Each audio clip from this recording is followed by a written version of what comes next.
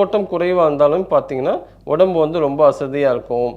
இன்னொரு விஷயம் என்னென்னா மன அழுத்தம்.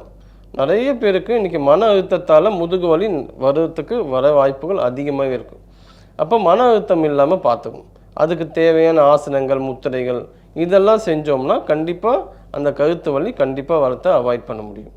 இப்போ நீங்கள் சொல்கிற போல் கழுத்து வலி ஆகட்டும், மூட்டு வலி ஆகட்டும், முதுகு வலி ஆகட்டும், இந்த மாதிரியான இந்த வலிகளை யோகாசனம் மூலமாக, முத்திரைகள் மூலமாக இந்த வலிகளை குறைக்க முடியுமா, அல்லது இந்த நோய்களிலிருந்து விடுபட முடியுமா?